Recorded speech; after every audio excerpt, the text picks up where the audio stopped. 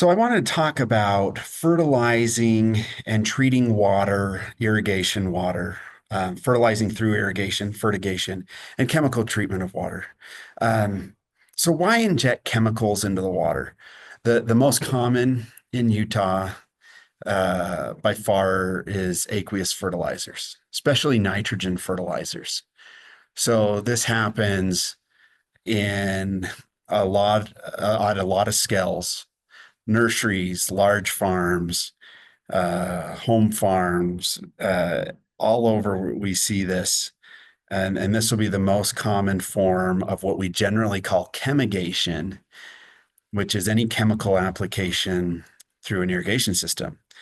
So I say that if you happen to be an organic producer and you run product through the lines, we would call that chemigation, even if it was a biological. Uh,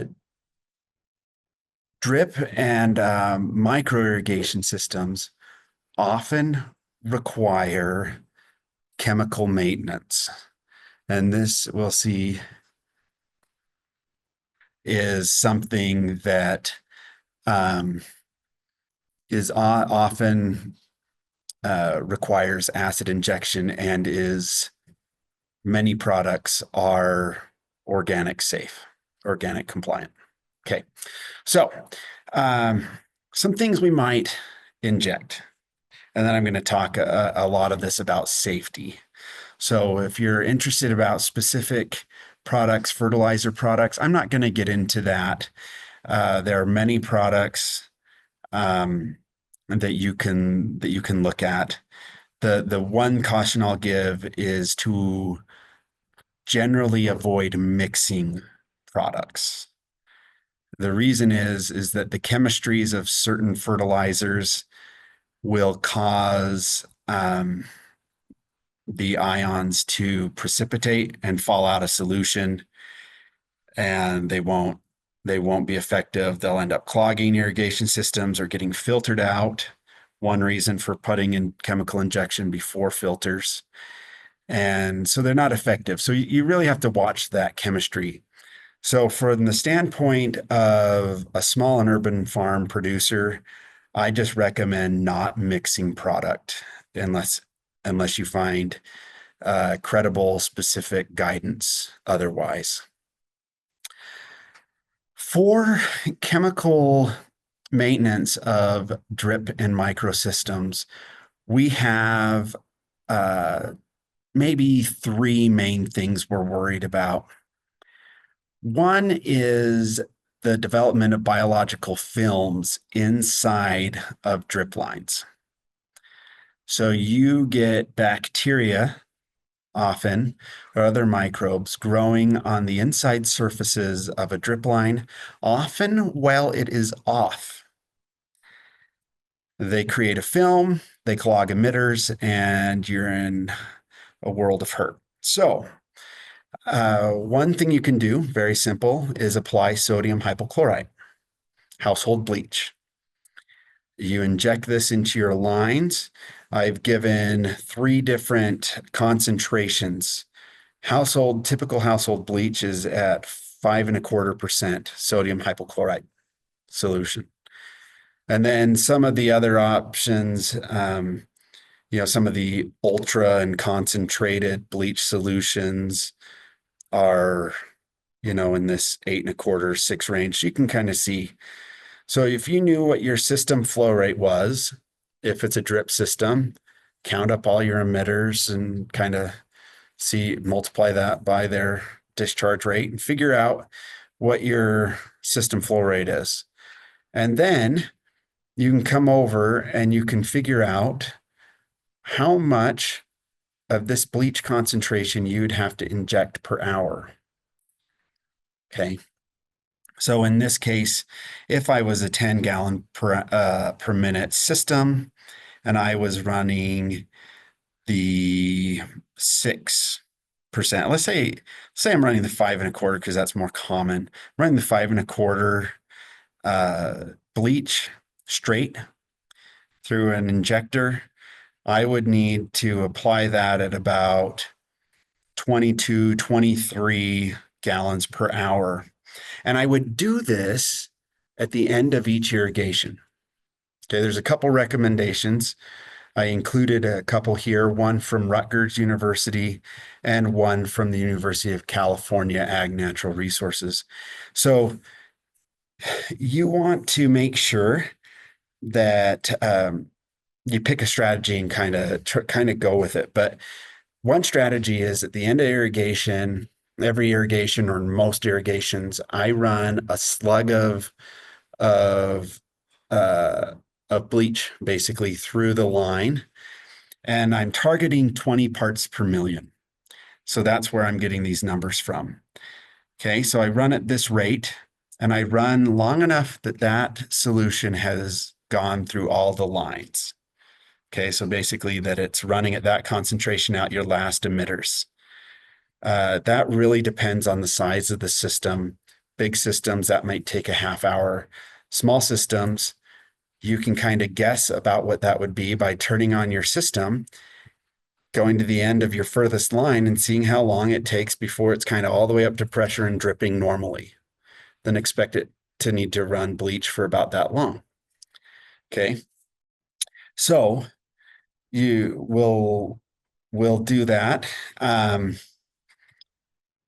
Then the other method is that you do the same kind of slug, but you run it for maybe 2 hours once a month. That's probably more practical. And that's kind of the California recommendation. Okay. The other option you can do is you could put on about a tenth of that rate if you're going to do it continuously. But that gets to be kind of annoying. Calcium hypochlorite is a similar salt as is used in household bleach, but this is what they use in swimming pools, and you get it as a dry product. That product is usually about 68% calcium hypochlorite by mass. So you get a bucket, like a 5-gallon bucket of the stuff, and you need to mix up product. You apply it similarly, like you can use this type of graph or one of these resources I've linked here to get the application rates, but you mix it based on that 68%.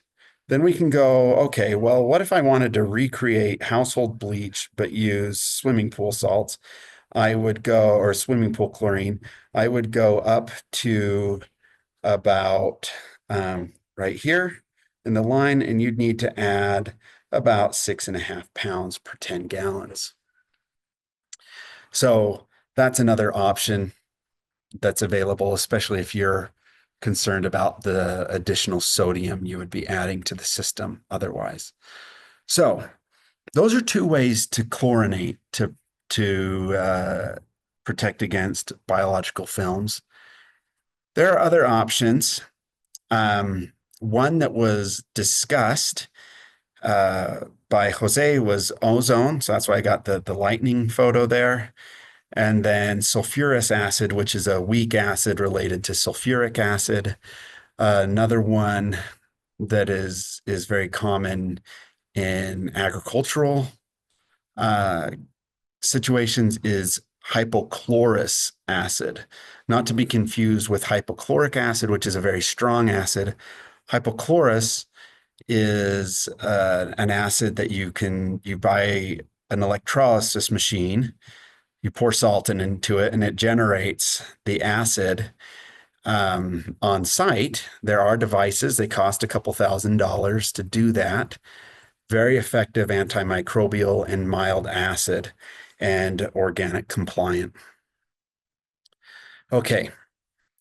There are some rules if you're going to be injecting things into your irrigation lines, but they mostly apply to fungicides, insecticides. So I'm not going to cover those, but know that those are there.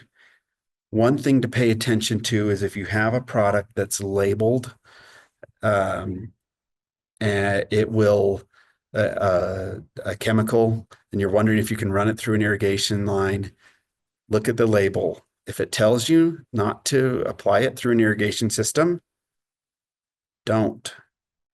Okay. So this is a question I ask when I give a presentation like this on chemigation safety. What do you do if it says don't use it in an irrigation system? Okay. It will also, products will also often say what types of irrigation system they are allowed to be applied through. Many of these don't apply to the smallholder. Okay.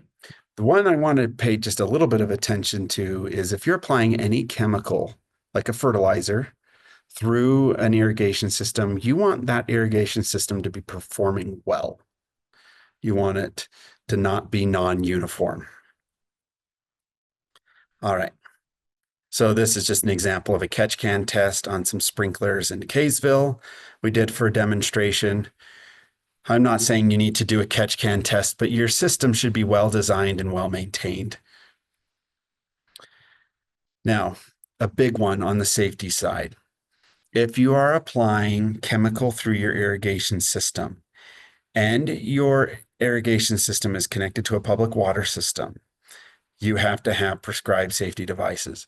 This statement is specifically for pesticides, but the general safety rules apply for any chemical you're going to inject into an irrigation system. Usually, if you are tied to a municipal water system, okay, this is your potable water line, not your secondary water line, then you need to have what's called a reduced pressure zone assembly, an RPZ. This is a picture of a big one, like a 4-inch, but the small ones work on the same principles. They're just harder to see the components of. Over here, we have water that normally flows left to right. If, however, we lose pressure in the city main, or for some reason, maybe we are able to pressurize our side, we could get a backflow of water. And what if you were chemigating and you started to run nitrogen fertilizer back into the municipal supply system or back into your house or whatever? That would be a problem. So we have two fail safes here, actually three, but we have two check valves. These valves close to prevent water from flowing backwards. The first one should be enough and stop that flow. Then we have a low pressure release right here in the middle. It will drain out all water between these two valves. So they're both closed and all the water between them drains out. So you have a closed valve, an airspace, and a closed valve. That is the standard for protection of a municipal water line. And you would need that if you're doing chemical injection, no matter what size of system you're using. Most of us that have, I guess the royal us or we, that are running on potable systems, usually our irrigation systems have a vacuum really breaker as the backflow prevention. Okay, so the idea is that if you lose, if the city water starts to pull a vacuum, and that could cause it to suck water out of your irrigation lines into the city system, your backflow preventer on the outside of your house is usually a vacuum breaker. So just stop that flow. However, if you had a pressure on your system, say a pump or something, or a large hill, and could cause a positive pressure on that valve, it would not function correctly. Also, those valves are usually not adequate to protect against something like a chemical injection. These valves cost money. Even the small ones are usually several hundred to thousands of dollars. The big ones are several $1,000s. So if you are on a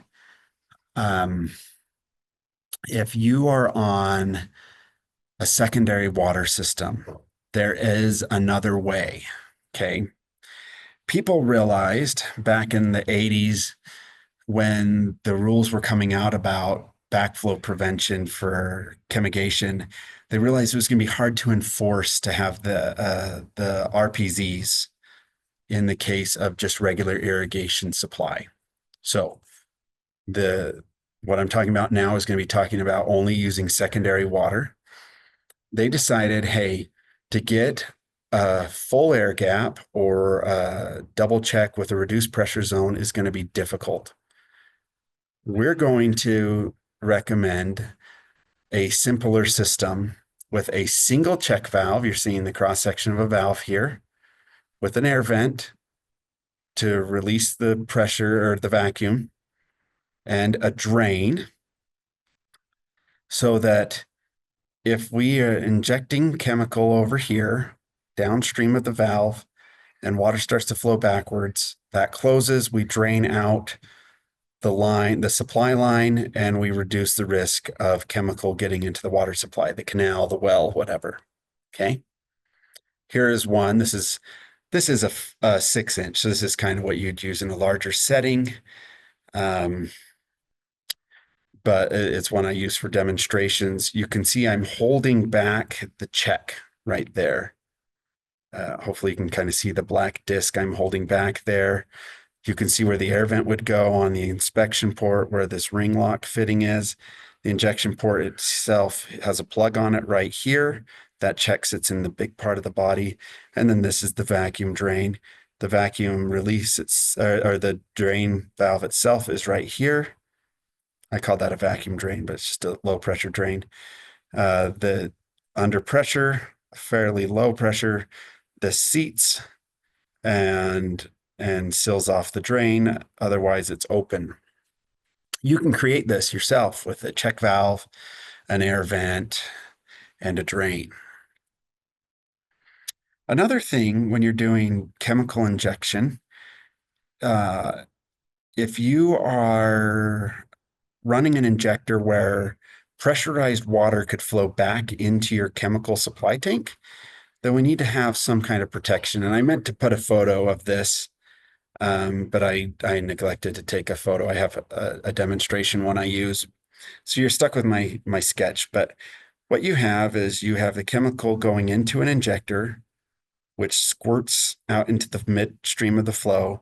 It has a spring with a little ball here at the end. That ball is a check valve that prevents water from flowing backwards, overflowing your chemical tank and spilling out. Okay. The other thing is if you have a mechanical pump, okay, so an actual injector pump that's squirting fertilizer or acid or whatever into the system, it needs to have an interlock, some way to shut off if your irrigation shuts off. This is usually done with pumps. If you have an electric pump, the controls for the pump also are tied into the control for the injector pump. So if you lose power, your main pump goes off, you stop injecting chemical. These are mostly focused on big ag production, but these same safety considerations should be considered even at the small scale. Think about it this way. You don't want your irrigation system to fill up with chemical while it's not operating, especially if you're dumping an acid or something through there and have it come on next time and somebody not be aware that there's chemical in there.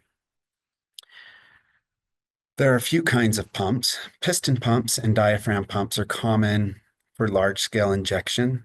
They can be very precise if they're calibrated for the flow and for the product you're injecting. More common at the small scale is the Venturi pump. These